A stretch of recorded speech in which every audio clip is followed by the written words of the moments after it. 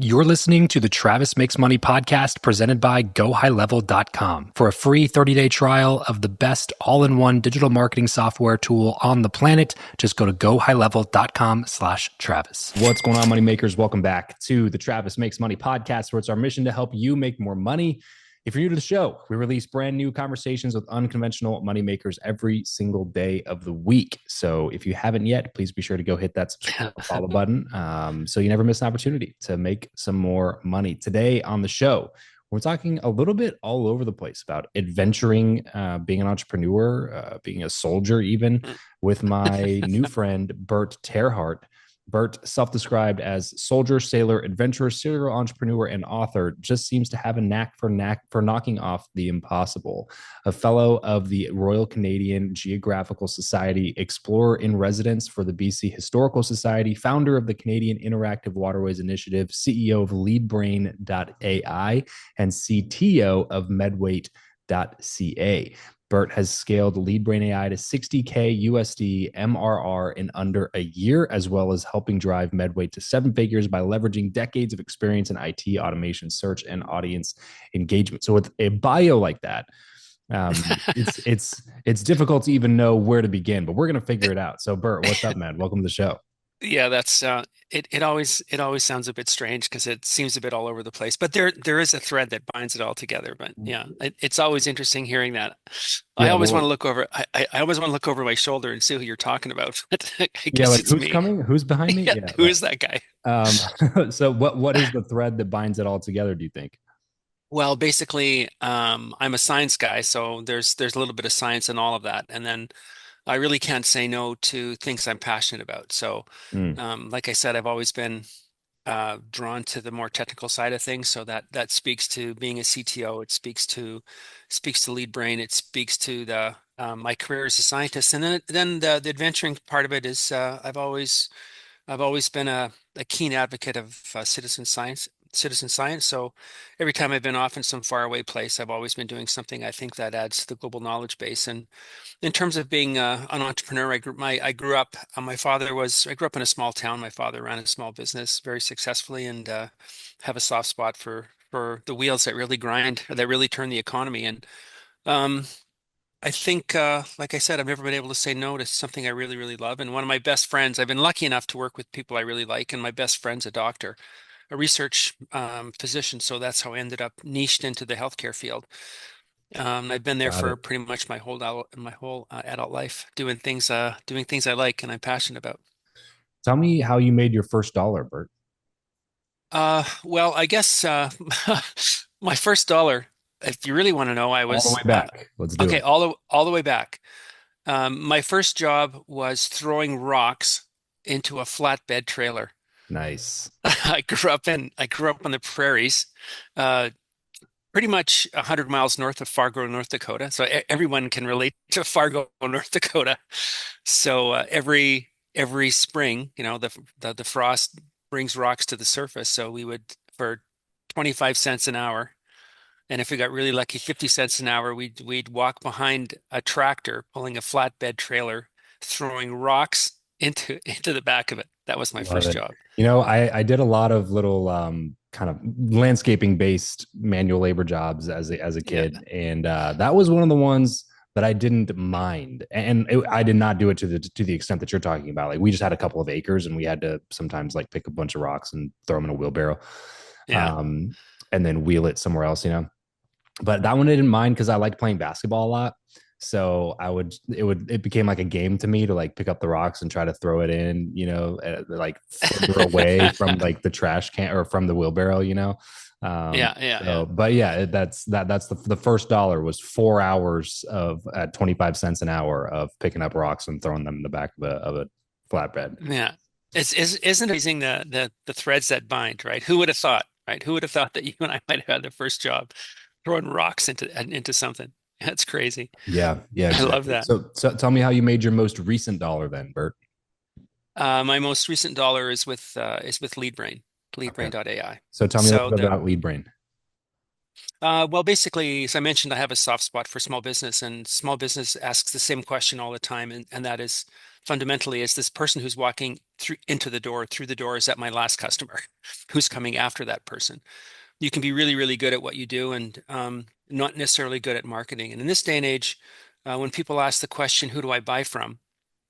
They ask that question online. Clearly, they ask that question online in every different context you can imagine, from back in the day it was simply Google, but now they ask it on every social media platform, every place that you can engage with someone else. And if you're not in that conversation, then you don't get that customer. Mm. It doesn't, like I said, it doesn't matter how good you are at your job in this day and age, especially. The playing field is not level. So what LeadBrain does is simply puts a business, typically anywhere between 5 and 25 people, puts that business directly in that conversation when their ideal customer is asking, "Who do I buy from? Who do I give my money to?" And it sounds ever so esoteric, but it's not as hard as you would think, because most people, when they're looking for something like, say hard landscaping, they'll pick up the phone, or they'll get online and they'll ask, who where can I spend my money? And the first person who responds is generally the company that gets that business, and they'll typically go through two, three, or four. As shocking as that might sound, but that's pretty much the state of the union. So we simply help businesses stand directly in front of the train coming down the tracks, which happens to be full of their ideal customers with money to spend. Mm. Love that. Love that visual. Wow. How long ago did you start this venture? LeadBrain I started in about 24 months ago now, so Okay. we're doing really, really well. Is this Um, is this kind of like what you do full time now? no, Okay. no, it's That's why really, I was curious, because I know that like we talked about so many things, and yeah, fellow of the Royal Canadian yeah. Geographical Society, explorer and residence for the BC Historical Society, founder of the Canadian Interactive Waterways Initiative. So like you got this explorer adventurer Yeah, bug that obviously is a big part of who you are, and yeah. that does not go away just because you're running a company. No, no. That the whole idea of running a company is to, depending what your exit strat, well, depending what really what you want to do. So my whole job is to make myself replaceable. So I have everything wired so that I don't need to be, sitting behind the desk all the time. Um, that does two things. One, it frees me up to do the things I like to do, and secondly, it's a fantastic exit strategy, because no one's going to buy your business if you are the business, because as soon as you go, the business dies. So this is the third software company I've started. The first two I've sold, so I kind of have a little bit of experience about how that works. um, and the CTO job is, again, my job is to make myself replaceable. So I have people who can step in for me if I need them. That doesn't mean I disappear over the horizon, never to be seen again. It just means that I don't have to have my fingers in the pie 24/7. Sure. And I mentioned that guy, this doctor is a good friend of mine. He's the guy who's in charge of that clinic. And we see about 1,000 patients a day, so it's not small. Wow. Yeah, exactly. A Uh, thousand patients a day? we see 1,000 patients a day. Every single one of them is almost every single one of them is remotely. So we do group medical visits, Crazy. um, which is uh, which is a byproduct of COVID. Actually, we were just about shut down by the BC Medical Association because of group medical visits was something they weren't really too happy about. But when COVID came along, that was the only way you could see a doctor. So we were Uh, at the forefront of that in British Columbia here in Canada. So we're basically I guess the gold standard for when it comes to seeing patients in that regard. So we see about 1,000 patients a day. There's 20 physicians or so in the clinic, 20 office medical assistants, probably the same number of staff. So is there a particular vertical that you focused on there? it's basically it's obesity and diabetes management. Okay. So the biggest problems facing the largest number of Canadians. So beyond most chronic degenerative diseases are associated in some way, shape, or form with firstly, I think diabetes, and secondly, obesity. I mean, they're almost one and the same, but that's our niche. So Yeah, not to get too far off on that rabbit trail mhm, because this isn't a mhm. health podcast, but Yeah, yeah, yeah. that was Peter And Attia's I'm book. I talk and I for every time I mention Peter Attia, I feel like I need to get a royalty check from somebody because I talk about his stuff all the time.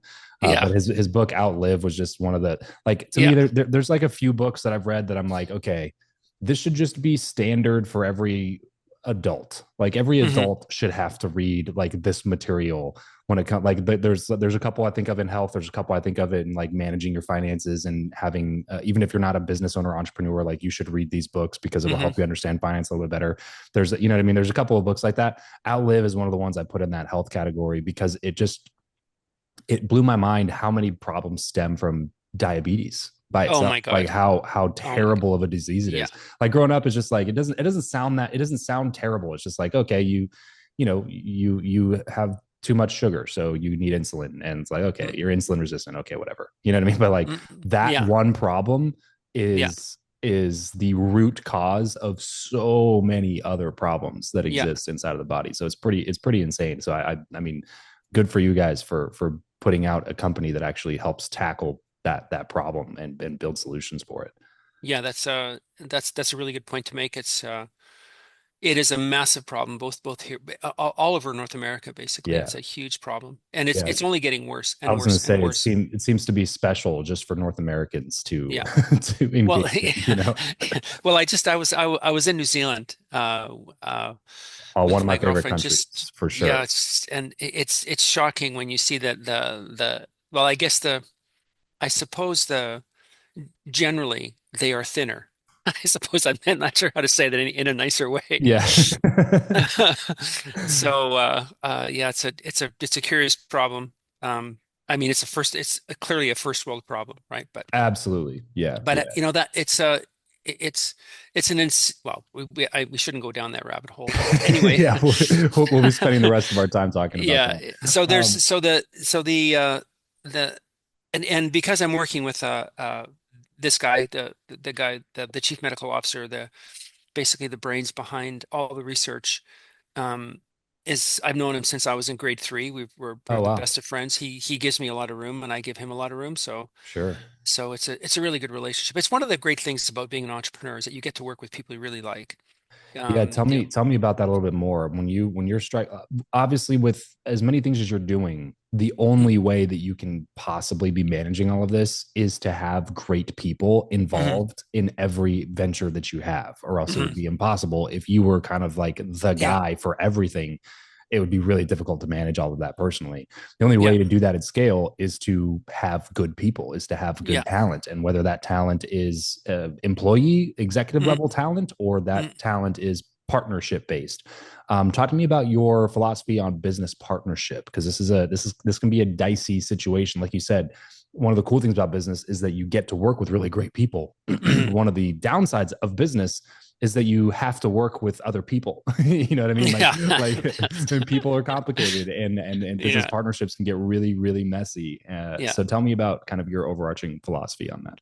Well, I think firstly, you have to have a very well-defined idea of what the culture is going to be inside that business. So if you don't know what if you don't know what the culture is supposed to be, then it's a little bit like salmon swimming upstream. You'll Mm. be forever searching for the right person to be doing the right job at the right time.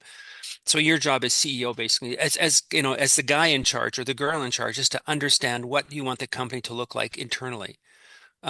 And that sounds, I don't mean to make it more difficult than it is, but you have to have some idea of what you're standing for. You have to have Yeah. some idea of the relationship you want to have with your employees, whether it doesn't matter what level, whether that's on the C-suite level or whether that's on the managerial level or just on the floor or sitting in front of a desk. You have to understand what the relationship has to be between all those people and all those levels, and it's you who gets to define that. You, and you can't leave that to chance. You can't just let that, work its way out. If you were to go to, I don't know, I'm sure if you've ever, I remember going to Microsoft in the early days and into Google's, to their complex in early days, and they were adamant about about the relationships that had to exist between different people, different levels of staff, and what they wanted to achieve internally. So without that, you're lost. So you can make that anything you want.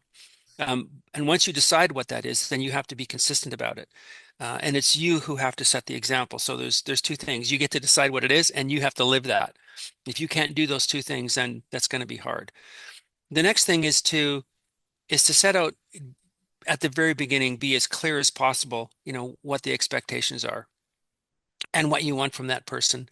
And it has to be, it has to be more than, than just a job description. Yeah. It has to be more than that.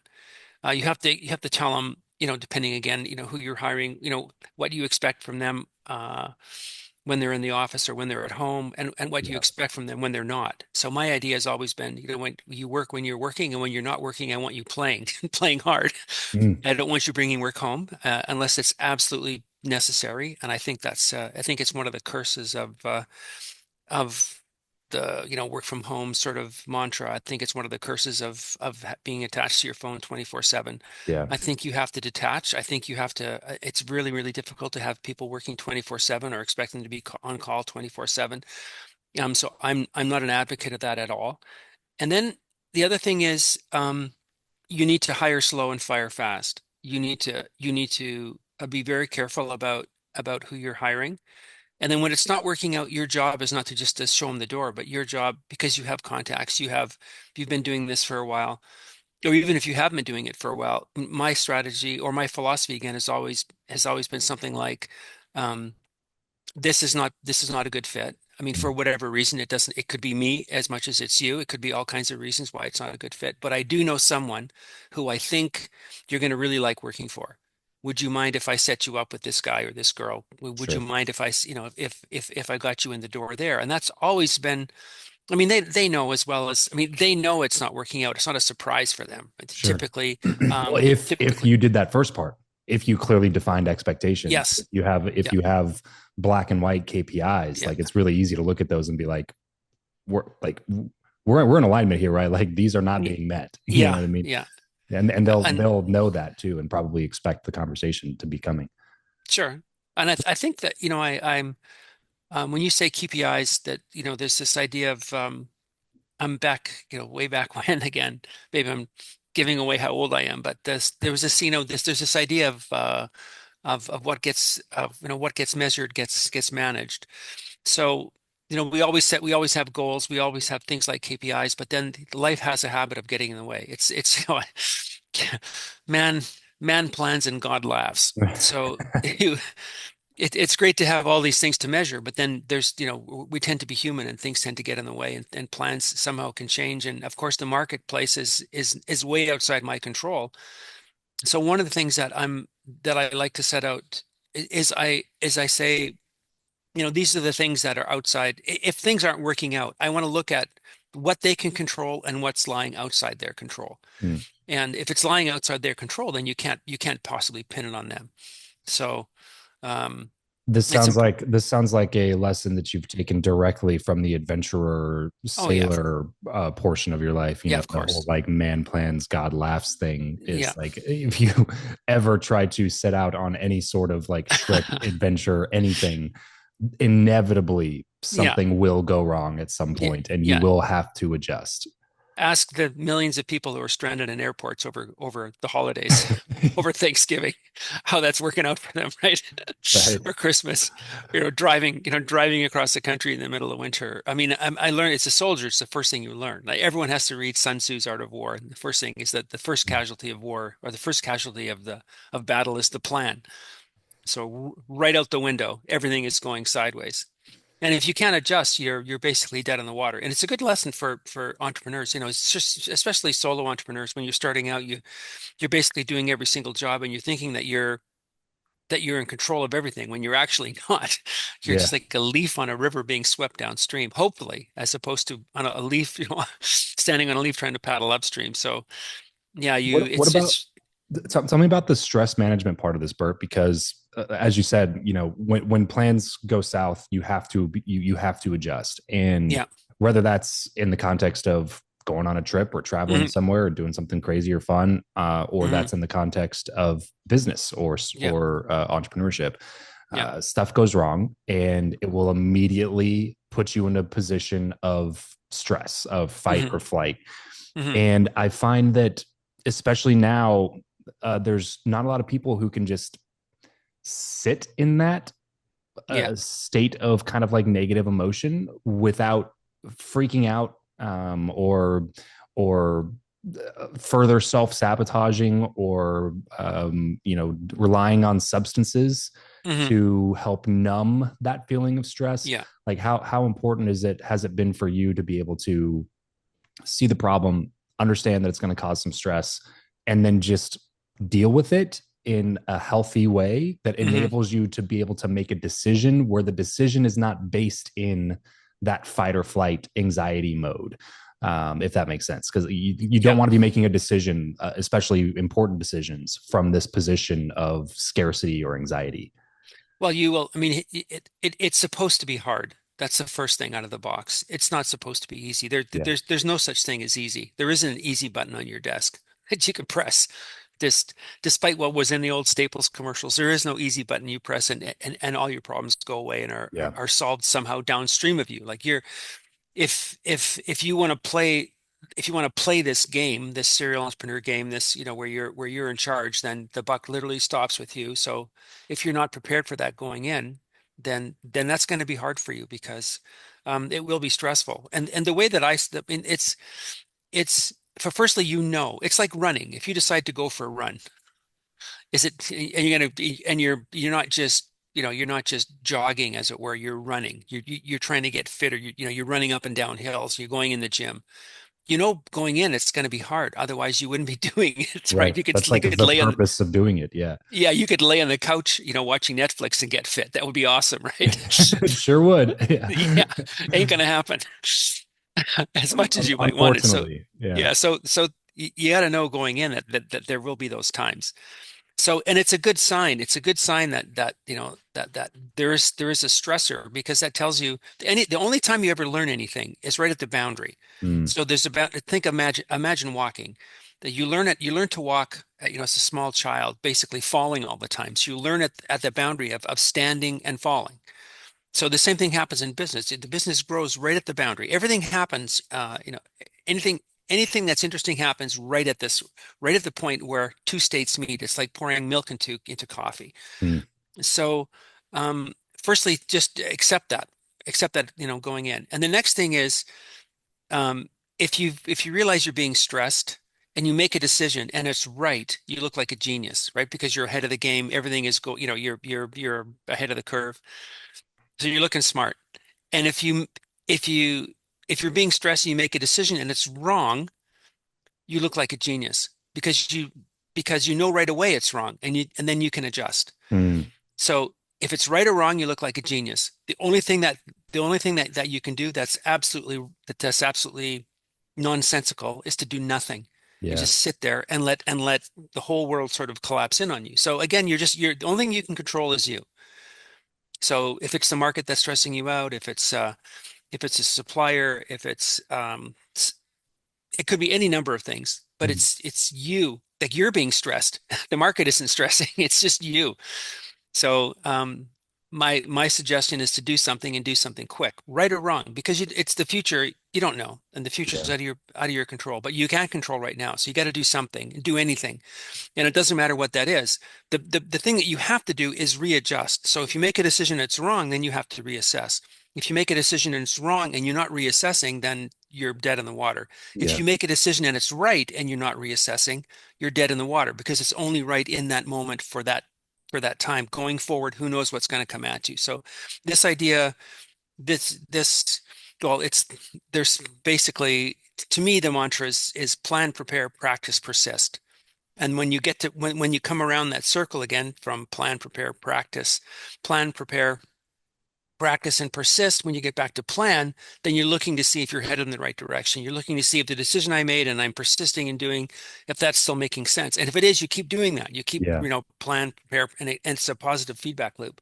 But if you never come back, and if you never assess what you're doing, then of course you're going to end up headed in the wrong direction. And So and you have to shorten that cycle you as much shorten as you the, can. yeah, and exactly, as long as you keep that cycle very short, then you're constantly living pretty much as close to the moment as you possibly can, and Yeah. therefore not just living in the moment, but you're actually assessing on a very short time frame, which keeps you going in the right direction, because it's very easy to get 1 degree off, 1 degree off, 1 degree Sure. off, 1 degree off, 1 degree off, and pretty soon you're headed the other way, right? Right. Without knowing it. Yeah, So no, I think that's one of the biggest misconceptions right there in entrepreneurship is that like, well, those guys, like those people over there, those smart people over there, they're smarter than I am, and yeah. they have access to this other part of their brain that I just don't have access to, and they seem to be able just to figure it out really well. And it's like, well, if you actually look at it, that's not the case. Exactly right. they make they make way more mistakes in a much higher volume. The Hmm. difference is that, like you said, they make them very, very quickly, and then they Hmm. adjust very, very quickly, and then they Yeah, readjust very, very quickly. All they do is exactly. shorten that feedback loop that like what you're saying, where if you take 3 weeks to think about making a decision, they might take 2 hours to make the Hmm. decision, and Hmm. then they can make 24 mistakes in Hmm. that 3 week time period in the same amount of time that it took for you to make one decision. And it's like, you Hmm. better hope that decision was the right decision if you're going to wait that long to make it. Yeah. Because if it's not the right decision, and a lot of times it won't be, because it's just a Hmm. matter of odds. It's just like Yeah. business is not you can't be a divergent thinker. It's not just A or B. It's convergent. There's any sort of number of paths that you could take to solve the problem. Hmm. So it's not just like it's a 50-50 chance of getting this decision right. It's like, no. It's like a 1 in 1,000 chance. You know what I mean? Hmm. Yeah. The only way to get to the correct one is to make the wrong one and then adjust and then make the next wrong one and then the next wrong one. Then the next one is the right one. And then you move forward with that one. And then if Yeah. you, like you said, if you take assessment over the right one, then you can maybe even start building in some rules for how to make Hmm. these decisions at scale. And then you can train your leaders on how you're making these decisions and getting to the correct solution a little bit faster. You Yep. look at companies like the most successful ones, like Bridgewater, Ray Dalio's company. He writes about that extensively, about how he basically just writes rules for decision making and problem solving, and people follow those rules. But the thing that unites all of those people is that the decision must be made quickly. It Yeah. has to be quick and decisive. Well, if you, we as entrepreneurs, we pretty much know that when it comes to, pay-per-click advertising. Anytime you put anything online, anytime you do anything in terms of marketing, you're always trying to split test. And if you're Mm-hmm. really sophisticated, you can do multivariate split testing, where you're split testing everything all at once, which is the idea of you're going to make a bunch of mistakes. You're going to make them very, very quickly, and then you're eventually going to converge, like you said, on the one right one, and then run with that. Yeah. So, I mean, it's interesting that we have this. It's interesting that we kind of know these things in other contexts, but we don't but we don't apply them generally. So, what you're describing there was a general application of something that we tend to know in other contexts, but don't apply across the board. And it's this idea of I mean, if you're one of the first things you learn as an officer is that you have to make a decision. Like the men that are following you, the men that you have in charge. So I was in the infantry, so I ended up as a captain in the Special Service Force, the Canadian Special Service Force. And the worst thing you can do is have a bunch of guys sitting around doing nothing Hmm. with guns. Yeah. Yeah. So the idea is that they don't care. They literally do not care if it's right or wrong. They just want to be doing something, and they know that you are going to be reassessing, or that this whole idea is nothing is bound up in this idea of a very very quick action, and then very quick assessment, and then convergence on something that actually works. And the absolute worst thing is to have everyone sitting around on their hands. And we see that play out in sports all the time. And think of a batting average. Someone who's batting, 300 is actually, if I could bat 300, You can get paid a lot of I money get a lot of money, which you get means, paid a lot of money to strike out 7 times out of 10. yeah. And if I told you that you got 30% on your exam, you go, well, that's not very good. It's a failure, right? That's a Yeah. big fail. It's like, actually, no, it's in context, it's a big win. And Michael Jordan said the same thing. He just took a lot more shots than everybody else. Yeah, So, that's right. Bert, yeah. thanks so much for doing this, man. I wish we had a little bit more time, but we got to get you going, get onto the rest of your schedule. Where can people go to get more from you? The easiest way to find me is just bertterhart.com, and Bert, you can find whatever rabbit hole you want to dive into down right from there. perfect. BertTerHart.com. Yeah, That's Bert, and then terHart is TerHart, BertTerHart.com. Go check out some of the stuff that Bert's working on. A couple really great, innovative companies solving real problems for real people out there. And then, man, all the other stuff too, all the adventure stuff. We even get into any of the adventure stuff. I'd love yeah, maybe we can do a part 2 and just talk about some of those things, some of the lessons that we can pull yeah. from that side of your life. But Bert, thank you so much for taking the time to do this. Everybody else listening, remember, money only solves your money problems, but Correct. it's a little bit easier to solve the rest of your problems if you got some money in the bank. So let's solve that problem first here on the Travis Makes Money podcast. Thanks for tuning in, guys. Catch you next time. Peace out.